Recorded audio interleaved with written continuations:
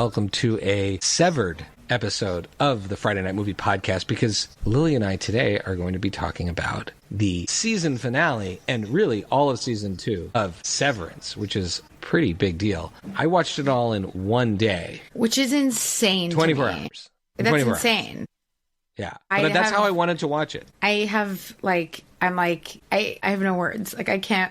I think there's positive and negatives to doing that. To me, it was great. Enjoyed. So let's start there. Let's start with, okay, Severance. First question for everybody listening. How would you prefer to watch Severance? I am now all in on waiting for the whole thing to come out and watching it like it's just like a really long Gattaca style. I think that, like, I am not into having watched it week by week. So I will say that, like, when I first watched season 1, I was a little bit late to the game in the sense that the season had finished. A good part of season 1, the first few episodes, I watched on double speed. But season 1, I definitely watched in chunks because I watched it after it came out. This, I watched like 2 at a time. And then I did the last few weeks, I did week by week. That's hard because they do the whole, this is like a streaming show thing, particularly Apple. Episodes 7 and 8 are these like rando side quests. Yes, and the reason that I felt compelled to then kind of do it week by week is the spoilers. Like, I tried to avoid it, but dude, you sent me on the last day, like the finale was released, you sent me a critique, like a podcaster's critique of a different movie to listen to. It was like 10 minutes long, and I put it on. I'm in the kitchen washing dishes or preparing something, I don't know, and it skips to the next video after, right? Like, it just keeps going, and it was about the finale, and you just should have seen me in my kitchen alone going, no, trying to find my phone because I don't remember where I left it. With like food flying everywhere. Just like blah, blah, blah, blah. I was like, no, I won't hear. I won't. And I could see you throwing your AirPods in the drain. Just like, yeah. And I out the window. And I was just sort of like, I have to watch this because I can't have it be ruined. It's just, I don't want it ruined. I felt like the momentum was amazing to watch it all as a group. And my kids watched the sort of back half with me, and they were super into it. And, other than the love scenes, there wasn't a ton that was super uncomfortable. My kids are getting, it's really fun. My kids are getting more sophisticated. If anything, I think that they might find it boring because it's so hard. That was my original premise. I had taken them to the mall, which is now a thing that I do with my girls. Which I find insane. We went to the mall. For a little while of it, though, I sat in the dad chair and actually just talked to you. Like, Sephora has 5 couches outside of it in the mall. Because they know. Must be on purpose. They know. Sephora will make more money if the dads can be on their phones outside. Because the last time I went into it, I had a panic attack. Also, my daughter came out later that afternoon and was like, smell my hand. And if, like, you're a guy of my age and someone says, you remember from the 90s, if anyone said smell my hand, you don't want to smell that hand. You're like, I've seen mall rats. I don't want to see it. I'm not smelling your hand in a mall, especially. That's the other deal I made with my kids, by the way, after this mall visit. The other deal I made. To watch Malrat? Is that, well, no, I've been trying to get them to watch it because they got halfway through Eurotrip and they were like, Dad, this is gross. This is not appropriate. Yeah, that's not appropriate. But I said, well, Mallrats is, from a dialogue standpoint, much less appropriate. But they were like, they didn't want to watch it. But I said, okay, I will take you on 4 more trips to the mall. And after the 4th trip, you have to watch Mallrats. And they said, okay, but hold on a second. They negotiated back. They said, it can't be like when you took us to the mall to do something that like you want to do or that like we're being forced to do. It's just like free time at the mall. It has to be like them getting to walk around the mall and do mall things, not like go see a serious documentary about anti-Semitism. Is it weird for you? I'm sorry to digress from Severance, but no, we're going to digress from Severance and talk about the mall for a moment. But is it weird for you, having grown up in a city where there was no mall that you went to particularly? First of all, there was the Cavendish Mall. Don't mess with the Cavendish Mall. There was a Kohl's. I would not belittle the Mom's Wax Lady. I would not belittle. What was the name of? Was it Cattleman's? What was the name of that pizza? Oof, I don't remember. Was it a pizza place? I'm not trying to belittle the Cavendish Mall. I'm just saying that, like, by American standards, that is not a mall. No, that's true. That's clump of stores indoors because Canada's so cold. That's not. That doesn't. And Tyson's Corner. Tyson's Corner is a legitimate mall. Is that where you're going? That's where we've been going, Tyson's Corner, and it's a very nice mall. but it's huge. It actually has 2 full buildings. There's like a Tyson's 2 that's like very fancy. But this is we go to the regular Tyson's, the one with the Sephora and the Banana Republic and the Urban Outfitters and the food court and all that. Have you obviously played them Let's Go to the Mall? Oh, well, so this time on the way to the mall. So I'm alone with them. Allie's traveling, and they say to me, which is the best part of How I Met Your Mother. Can you take us to the mall today? I like going to them. I like hanging out with them. My kids are so fun. My daughters are hilarious. And so I agreed, and I went to the mall with them. Or I went and I took them to the mall, but we had to stop to pick up prescriptions on the way. And while I was online, I started making this playlist. And it was called the Let's Go to the Mall playlist. Oh, amazing. And I put a kind of a weird mix of stuff, but of course it starts with Robin Sparkles. Let's go to the mall. It had Girls Just Want to Have Fun. It had some newer stuff. Had a little Shaboozey on there. Cute. Of course, Run It. Maybe the greatest song written of the last 10 years ever. By Jelly Roll. Best song ever. And then I threw in some interesting ones. Like they were kind of confused. I put in Modern Love by David Bowie because I just feel like that makes me think of an 80s movie, like running through a mall. Yeah. And Young Americans, because Young Americans makes me think of the mall. Sure. So I put some edgier stuff in there, and then some Blink-182. So, like, there was some I can't wait to see mall rats. Do you think that they're going to be interested in going to the Spanish mall? We have one mall here. Maybe. Well, yeah, because you have fashiony stuff and makeup there, right? They love all that stuff. Yeah. So For sure. Well, so what an education I'm going to get. So then when I told them There's just farts in my house. I don't get them all. So this is going to be exciting. So then what I told them was I would take them to the mall, but I would be standing behind them with my iPhone playing Girls Just Want to Have Fun behind them and doing dance moves, like as their like soundtrack. They were not into that. So, no, I could see them. In fact, at that point, they were like, you can't be near us in the mall. But then they realized I was joking, and then they let me be near them. So, but after this mall trek, they get tired. They don't really understand how tired you get after a mall trek. So then they're like, we got to go home. We're so tired. So I said, great. Come sit on the couch, watch this show. You're going to fall asleep immediately. So like 3 hours after watching Severance, and my oldest is like, Dad, you told me this was going to be boring. I'm really into it. So they dropped it at like episode 4. They dropped it at episode 4. Post waterfall. No, the waterfall was the episode that we watched that's an episode together. That's going to get you hooked. And it's also, the waterfall. I had to explain them so much backstory, but it was fine. They kind of got it. I had to sit with Mom and explain everything she didn't remember from season 1 to season 2. Recaps are pretty good. The recaps show you a lot. Mom could not get the innie-outie thing straight. Well, the rules are really... Neither can Jose. I think that first season has that many episodes just to explain you innie-outie, because a lot of my questions revolved around innie-outie. But, so we marched through most of it, and then I finished the last episode this morning, although I watched a little bit of it before school. But I watched the last episode this morning. They understood that I had to finish it. And I was like, you guys want to finish watching it later? I can watch the last 20 minutes again. And they were like, just tell us what happened.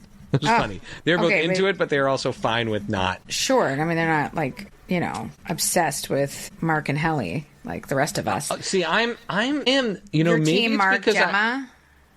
No, I'm just not as... So this is okay. Great. Let's start there. Okay. The relationship. I think the power of the ship is important.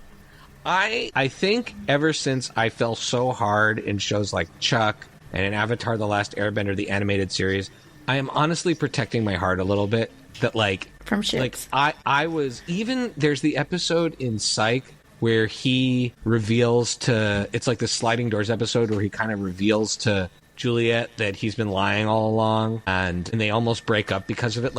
I'm traumatized by those things. So I think a certain amount of me is like, I can only let myself go so deep. But also, while I really enjoy the philosophical discussion about innies being individual people, they're still limited in this world, and it's hard for me to say that on one hand, obviously the innies, I want them to be happy, and I hope, however this gets resolved, the world of Lumen and maybe Cobell can help them create some way that they can drop in and out of those lives, share the body with their innies, right?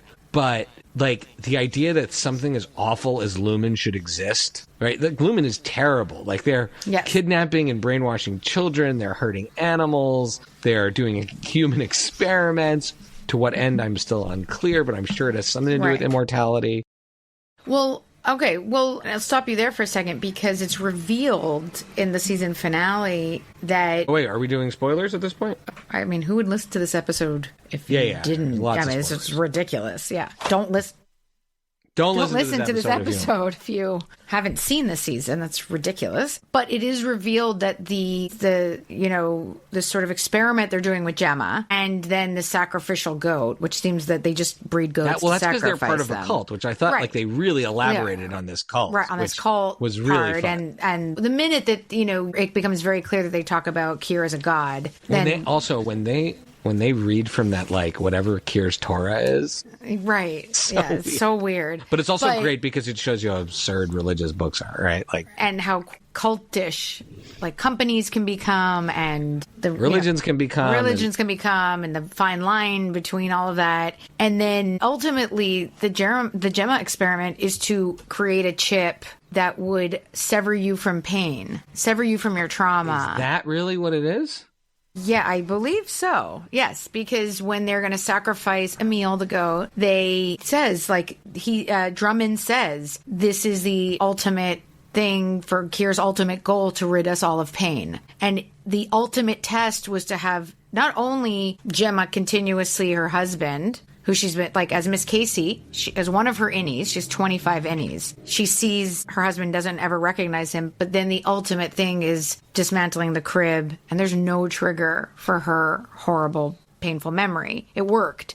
So we can sever... You really understood that. No, I watched a video that explained it. Oh, okay. Yeah, but I'm not 100% sure because they severed her pain, but they also changed her personality entirely. Right. But I think that, like any one of the other 24 personalities would have not had the same trauma. And you can see by Helly as good Helly, although they imply that good Helly is not... so good.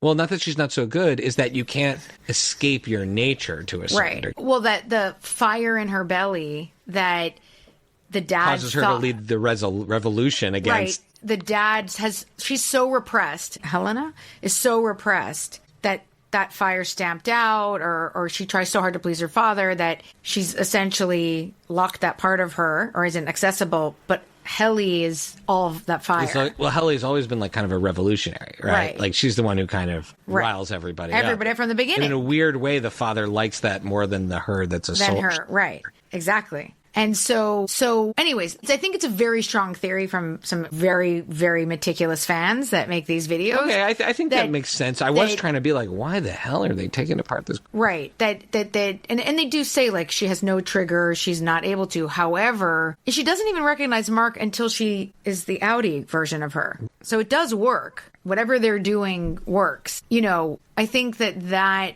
whole... First of all, I think this is one of the best finales I've ever seen. And I put it up there with the Succession. It was good, but I don't think it's not the show finale, is it? Oh, I guess it's a season finale. I think it's so good it could be the show finale. I mean, it could be the show finale for sure. No, but there is a season 3. There is a season 3. Stiller confirmed it. But of finales that I've seen for seasons, it is off the scale. Our final satisfaction of seeing both Marks talk to each other is so well done. That was amazing. And I knew that's where they were going. That, like, he's going to have a dialogue with himself. And he just steps up. That was so cool. I felt like it was coming, and I thought it was really, really cool. And I did appreciate how Mark S. was like, why would I do anything for you? I don't know you. Like, you put me in here. And I don't trust you. And I don't trust me. And, like, you've created me. And just like any Avatar or any Tron or any of these... stories that we've seen over and over and over again, that AI, that thing takes on a life of its own. And like in Ex Machina, doesn't want to die. Why would it want, like, essentially Mark S has to commit suicide to help his Audi get back together with his wife, who he doesn't even know. Like, and there is this point where they say that, like, we may not have, like, we don't have a complete life. But Helly has a slightly different interpretation, right? We have this incomplete half-life that they've made us live in. Because they're trying to basically make them animals, lab rats, right? Like, that's why they really were severing them. maybe there's this ultimate goal of pain, but like all these severed people working, no, it's an experiment, are to basically have human lab rats, and not just lab rats, but like slaves that didn't have any attachments, so therefore they could treat them less human, right? Like right. And so the argument is that we're not less human, even if this life we've been given is less human, which I think is really like a deep, big comment in general of like just because people have less opportunity or less mobility or any of those knowledge, things, because they don't. Yeah. Right. Doesn't make them have a right to live. On the other hand, yes, I would just say, again, they live on one floor. They've existed for a small amount of time. Few years. They're creations. I guess everything's a creation, but like they're these creations. And again, Lumen is evil. So I think for big picture, for the big pictures severed to live, Lumen has to be dismantled and they have to be left. Like there's this false like choice that I think they've created in the show, which is that like if we fight this, Lumen will be dismantled and then we'll all die. And I'm like, well, I don't know if it necessarily has to mean that, because there's a world where reintegration works. Well, but I don't think reintegration is going to work. I don't think reintegration is going to work. My theory is that reintegration won't work. That's too easy to solve. Well, it's basically what Mark S. is saying. I think they're going to have to create some sort of remnant or subworld of the Lumen world. What they've already established is that the Lumen world can exist outside the severed floor. Between the Glasgow block and going to the birthing suites. You mean the innies can live. I think the innies can still live. What's going to have to be is the innies and the outies are going to have to learn to live with themselves. But then the catch is, in Helly's case... Well, her dad wants her innie to... He doesn't want her outie to... He wants to keep the innie. Right, but her outie is also evil. Yes. And her outie would never... Right? The only reason why her outie agreed to be an innie again was because the company basically told her she had to in order to get Mark to do his work. But after Mark's done his work, the use for her or Mark's innie is pretty limited. So you have to create a scenario whereby they could even survive. Right now, the season ends with them just like running through the halls of Lumen. They have no plan. Something I read was like, did Mark S. choose that just to have like 5 more minutes with Helly? Because like what? Great, which was fine. That was beautiful. They don't really know what they're doing. Like even then, if they live down there, like how much food is down there? No, it doesn't. I don't think they can live down there. I don't think that makes sense. It's more of like if Helly knows that she has leverage as his daughter, what can she accomplish? Knowing that he prefers her, he kind of showed the ace up his sleeve of being like, I prefer you. And we don't know where Milchick's at, too, which I think is really interesting. Milchick is like due for a face turn. He's gonna exactly. I keep thinking he's due for a face turn, but then he gets crazier and crazier. So he could just go. He keeps doubling down. So one of my favorite parts of this season was the clarification, not really the reveal, because they had mentioned this before, that Cobell, but the clarification that there are different types of people that work in Lumen. There are these severed folks, but then there are clearly, like, they said they called them child labor. Like they have been raising, it's like the people that are, there's a difference between the people that join the cults and then the people that are raised in the cults. In the cult, yeah. And Milchick, like Eustace Huang, and like Cobell, and then that other lady that we meet, who the woman who lives out in the cold town, where the people are huffing ether by the ether factory. Cobell's aunt. Oh, it's her aunt? Oh, okay. I wasn't really sure who she was, but mother is her mother. Well, no, the mother is her mother. Yeah, that right, part. But I don't know who that the mother's lady is sister. Exactly. Okay. Who's like a devout. But that there are people that are like deep-seated believers, and they're like the elite kind of implementers of the vision. How did you know Milkshake grew up in it? Because there's no other way to explain. Ascend? Or no. If he did the Winterlude Fellowship or whatever it was. Oh, did he? Yeah. He said he was one too. Oh, okay. And so, but also, like, when you look at him with the paper clips, like, how did he end up that way? Why does he talk that way? He's conditioned. But what I realized in this is that there's not like a couple of people that are raised in this level. No. There's but it's towns. The Egans, right? So there's the Egans, but then there's this like.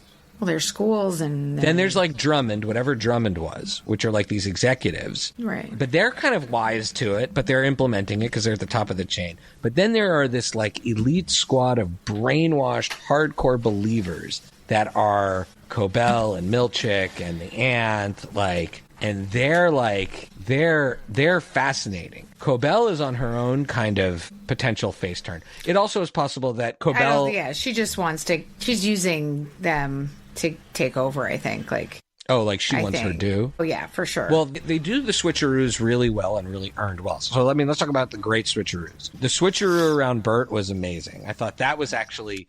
A lot of people predicted twist. it. I didn't predict any of these. A lot of people predict the Bert twist. Halsey even said to me as we were watching, he was like, my God, Audi Bert is not a good person. Oh, no. What? That I predicted. That I predicted right away. Because when he rolls up in the car, like creepily, like... Yeah.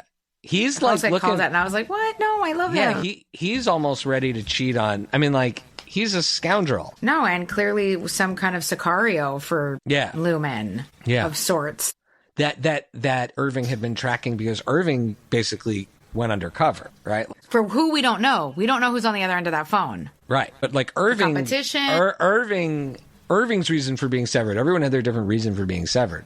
But Irving's was... To go in. To go in. Yeah. But we don't know who sent him. We don't know who's on the other end of that phone. But that switcheroo with Bert I loved. I thought that was so great because that relationship, they sell you so hard, that love relationship in the first season. And But also they leave you with questions about Irving. Is that how does he know to say I'm ready now? He wouldn't know that his innie said that. That was very strange. Yeah. That was is it just like part? Unless that Irving and him, there's a certain level of crossover. The same way. The dreams. Well, the dreams was also because he was making himself fall asleep at work. But also the same way. Consciousness. The same way that, right, there is this thing, they're separate, but they're not separate. Helly says, she's me. And Dylan's relationship with his innie is...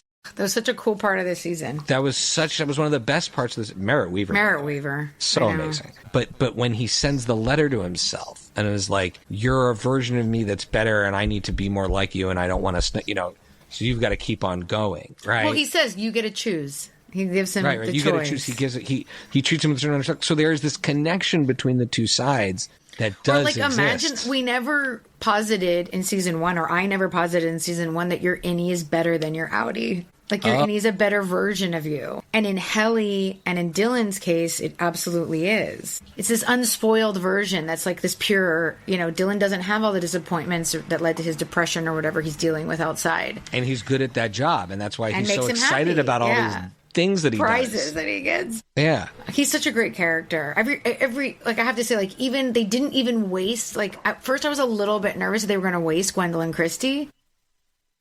No, you don't cast her. But I was like, oh, is she just like a goat herder? Like, what is that? Like, that was how are they going to have time in the season to make her worthwhile?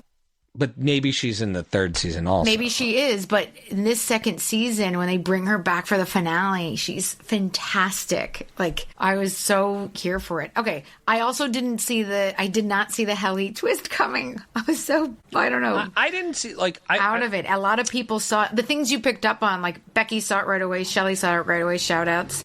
Other people saw it. I didn't, call it, but when she is mean to Irving, that's the real tell.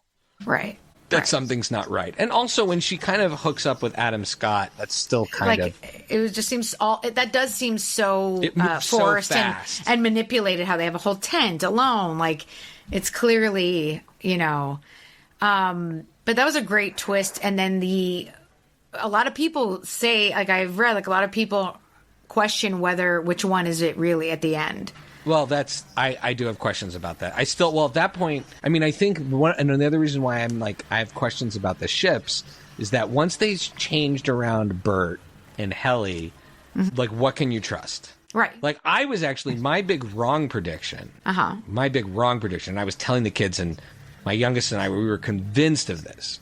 And to the point where part of it might have been hard, that the last episode was hard for us because it was like, wait a minute, it didn't turn out the way we thought. We thought that the big reveal was he's going to get Gemma out, and then you're going to find out that Gemma is also one of the cult leaders, one of the was like a Milchick or a Cobell. Okay, so I don't think you're wrong. I don't think you're wrong. She was on a mission to find Mark.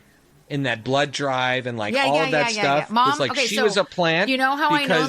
Yes, I know how I don't think you're wrong. Is because Mom doesn't understand a goddamn thing happening in this show. But the one thing she says when she sits down is she's like, oh, that's a setup that Gemma and him meet at the blood drive. He's like, Lumen sent her. Also, why is Gemma going in and out of these tests? And she looks at her dress. As soon as she comes out, she's Gemma. Not Gemma. So that, like, the faking of her death, to me... she's in on it. Because how else were you going to get Mark to sever himself? I don't think you're wrong. I just don't think it's revealed yet. But I think they're really lining it up. Plus, Mom told me. It does make the whole conflict at the end there, where she's like, Mark, Mark, Mark, and they're like in love because she may be in love with him, right? That may not be true. I mean, that may not be untrue, right? Like she definitely experimented on him in a horrendous way. So we agree with that. Like, I think in that version where she was a plant. Unless they somehow planted her, like she's grew up in the cult and they're using her the way they're using poor Milchick. Like, I feel bad for Milchick with the paper clips. Yeah, Jamel Tillman, right? I mean, like, can we give him all the Golden Globes and Emmys? Let's line up from the. I can't. You're going to make me pick an MVP. I can't, but give it to all of them. What I would say is that all the Emmys that have been going to the. Severance people, we just have to move them over to him. Yeah, because everyone's great in this show, but he is on a whole other level. And Adam Scott knocks it out of the park. He's amazing. Adam Scott's amazing in this, and it shows you what depth he has. But Jamel Tillman, right? Jamel Tillman? Jamel Tillman. When he did the jazz dance, whatever scene in the previous season. Defiant Jazz. You are waiting this whole season for when's he going to do the next thing. And I was like, oh, they're not going to do it again. I made GIFs of it. I'll send them to you. From my TV. Of the choreography and merriment. First of all, that scene in season 1 was almost not shot. They had to trim, and they almost cut it because they were like. But that's to me that was the moment where I was like, "Oh, this show's genius." It's not just interesting. It's become the most iconic scene, and they almost didn't film it. So that just goes to show you how sometimes these things are a little bit left up to chance. They almost didn't film it. Obviously, it's the most iconic, and they had to bring it back. Like, clearly, and they brought it back in a great way. They didn't redo it. It served the plot incredibly well. And it's different moves. He's given us some different moves. Yeah, and he's given us different moves, different style of music. The marching band, the fact that they have a whole severed marching band. Yeah, 200-piece band. Yeah, absurd. Also, there's more severed people. There's another department we've never heard of. Also, we're getting the MDR revolution that they've been telling us, like a self-fulfilling prophecy. Right, that they've been worried about. That we've been worried about. They revolt. And it's just so cool. Oh my God. Okay, we talk for hours about this. Now we're landing in predictions. So my big prediction, now here's the problem your Gemma predictions is brilliant. I just want to say one quick thing. I saw something so cool that when Helly says, I'll see you at the equator, like how she only knows like 4 things, and then she knows Delaware, the equator, like she knows like 4 things. That equator is code for the staircase because it's like in and out, and that from the beginning of the plan, Mark S they were always going to meet up by the staircase. Like he didn't decide, like they were always going to meet up at the staircase. Yeah, that I knew about the staircase. Right, like that technically she encourages him to go and save Gemma, right? Then she says, I'll meet you at the equator. So I find he saves Gemma. I mean, there's an interesting. He keeps his promise to save Gemma. He keeps his promise of saving her, and then he wants to be with Helly, even if it's for 5 more minutes. So here's the flaws in my Gemma prediction, or like what I think the domino effect is. Okay, so the bad version of sort of my negative domino here is if Gemma was a plant and is evil, even if she's in love with him, it really then allows you to make Helly and Mark S. the principal relationship. You don't feel guilty about him and Gemma not being together. Right, but that kind of solves one of your problems that you have right now. Then the interesting problem that solves one of your problems, but then it feels too easy. But then the hard part is that then you're still dealing with the fact. Well, no, yeah, because then you basically, then you're dealing with the fact. To me, then I'm like, oh, then have you made it too easy on them, or is that just like this show's actually going to have a happy ending, and the happy ending is going to be? I don't know. The writer Erickson says that he's an optimist and likes happy endings. Well, then that's good. This show I think is better with a happy ending. Even if it's like a Gattaca type of ending that's mysterious but hopeful. I think the end of season 1 and the end of season 2 proves that. Because both end with satisfying moments for our main characters. Well, except that I can't help but think about the fact that they're underground in this place. Like... stuck. Now, there's a really interesting decision they made at the end where they changed the film filter. To film, I think. To the film filter that they used when they were showing his flashbacks of his life with Gemma. Right. That looks like film. I'm dying to know the meaning behind that. What is the meaning? Is that it's artificial? Is that it's his happy place? Like, what is it? Yeah. You know, the kids noticed the film change. Like, what is that? That is one of my biggest questions. And in the post breakdown of it, they talk about how that they don't tell you why, but they talk about how they switched to the same film, non-digital look. And then he did it in a beautiful way. Anyways, I loved season 2. To me, season 2 is like you can't say it's better than 1 because you don't have 1 without 2. But to me, the momentum of season 2 is incredible. I think it's definitely better than 1.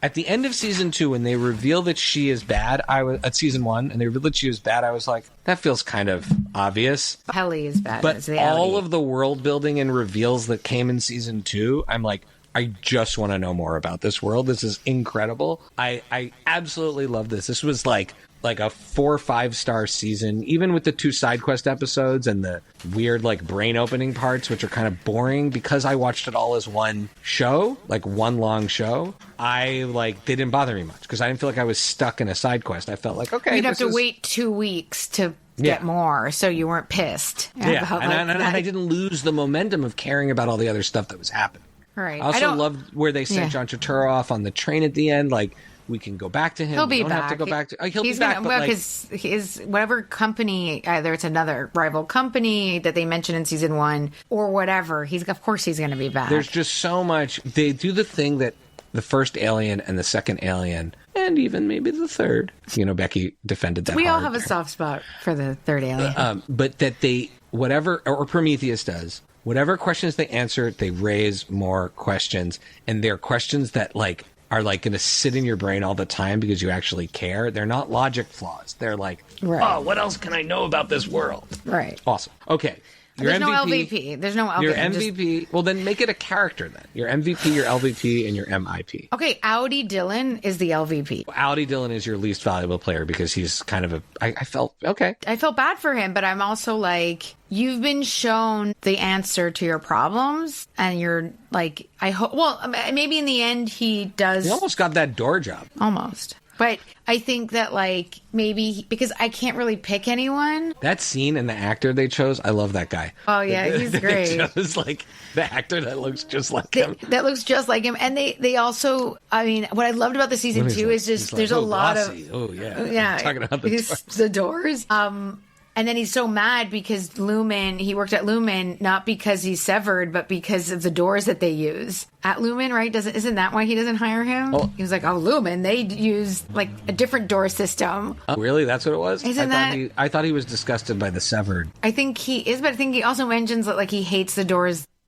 Oh, that they picked the wrong doors. Yeah. Right. But that whole thing is great. Other than that. So who's your MVP? I think I have to say Helly. Okay. So my MVP is definitely Milicic. I think it's... Oh, yeah. I mean, Milicic... He's the No, but I like your Helly choice. But I'm going to put Helly in... Helly is just fantastic this I'm going to put overall Helly, both Hellys, the whole Helly experience as the most improved player. Yeah, to me, for sure. Right. She was the least interesting in the first season because she was just this sort of newbie. She was the thing that was spurring everything forward, but I didn't know much about her character. Right. Now I know so much about her character, but also the layers. The layers. The cutting of the egg. And how she convinces Mark to continue. To help and continue is so selfless and so much the other side of the philosophy here. Are we different? Are we the same? Right. I just to me, I was oh my God, Helly is, and now she's the potential leader of this revolution. To me, Helly is so incredibly improved this season. So character. Now LVP, my least valuable. Miss Wong. I'm not sure what she did this whole season. Oh, to be she was to introduce what the to tell you what the child piece. Also, just so confusing. One of the best lines of the season is when Bob Balaban in the first episode was like, "Why are you a child?" Bob and she goes, "Because I wasn't born that long ago." The small cameos in this of Bob Balaban. Oh my god, Bob Balaban. So Gwendolyn good. Christie, but Bob Balaban was amazing. No, I would say my least valuable player is probably the mysterious doctor. I'm not like, her motivation is still kind of unclear to me. Like, who's she working for? Like, I'm not saying she can't. Who's she? Who? Is she a doctor? I don't know. The lady that's like melting his brain to reintegrate him. She's like her own type of zealot. Like, I thought you meant the like OBGYN / psychotic. Like, no, yeah. No, but no, I'm talking about with a lumen band-aid on his head. That one. Because that guy's like the Mengele character. Yeah. Yeah, I mean, he's definitely one of the worst people. Dr. Rabani. Is that her? Is that her last name? The one who's like doing brain surgery in his basement. Yeah. That was also a great line when she's like, "How you doing?" And he's like, "I don't know. I just had." Cobell's like, "How you doing? How you doing, Mark?" The way she talks. I love when she Mark. And he's like, "I don't know. I just had brain surgery in my basement. How are you doing?" Such a great interaction, the two of them. Yeah. So wait, what's the name? Sandra Bernhardt. I'm sorry. Is someone just friends with her and they're like, let's put her in this because she's amazing? My kids know her because I think she was in Elsbeth, which, by the way, Elsbeth is maybe one of the best pop culture, like, additions of the last however many years, because it has it's really fun. It's relentlessly positive. But also it's incredibly great at these cameos of all these amazing actors. It just has the best cameo budget of any show. And my kids have been introduced to so many cool actors as a result. I mean, these cameos are also Ragabi, yeah. Okay. Yeah. Yeah, that's just sort of like that character. I'm still trying to figure out how I feel about them. So fair. That's fair. All right. So this has been what we thought was going to be a little quick app. You just can't go quick on Severance. Like, that's the thing. There's thousands of videos on YouTube with conspiracy theories. We will get, in the next episode of the show, the epilogue of my Scooby-Doo pinball adventure, but I'm just teasing that here. But that'll come It's just good that people know you made it out alive. Yeah. There's videos. I made it out alive. Give a shout out to Jay, the guy I bought the pinball machine, who was just totally wonderful, sweet guy, and whose family was worried about us coming to the house. They were like, "You're going to let these people come to your house?" Tough, but fair. But fair. It was delightful, and he was so sweet. So I will ruin that part of the story, but the rest of it is really fun. Great. So with that, watching anything else? I saw Last Breath, which is the true story of underwater people, of the sat divers, Woody Harrelson? saturation divers. Yeah, Yeah, was that good?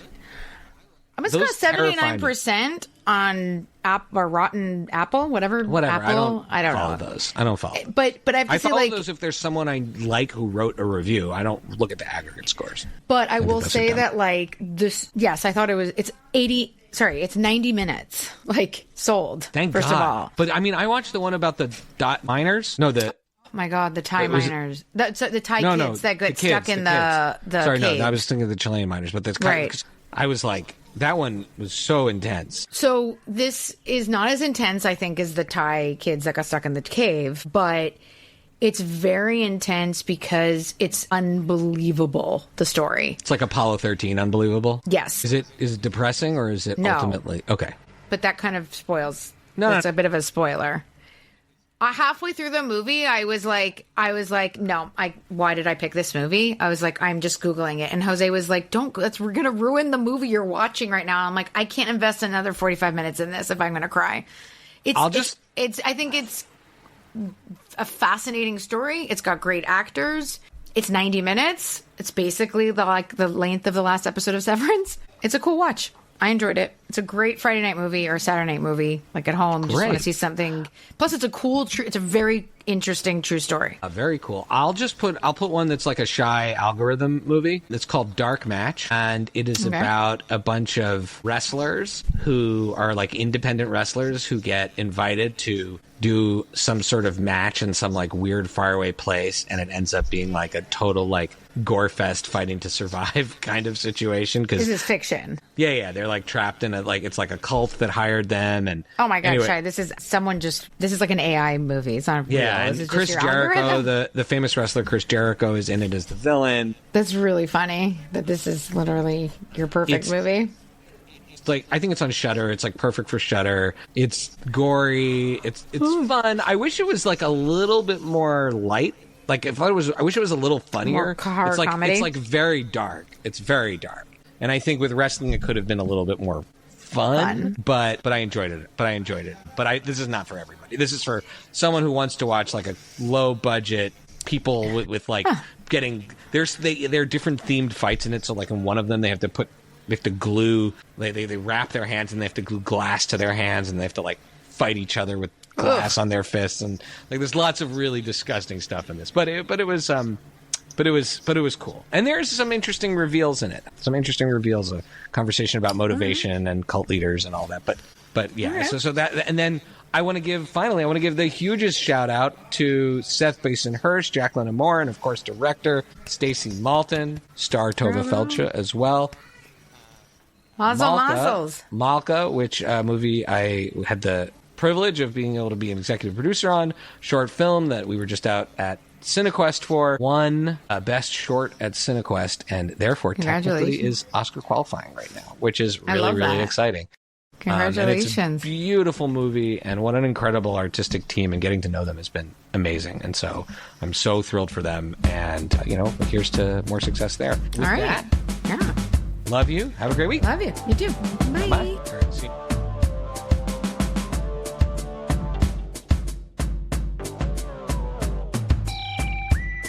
Thank you for listening to Friday Night Movie, the sibling rivalry and pop culture podcast. Join the Friday Night Movie family by following @FryNightMovie on all of the socials and visiting our website, FryNightMovie.com. Our theme song is by What Does It Eat? And make sure to leave us a review on Apple Podcasts or wherever you get your podcasts. Thanks for listening.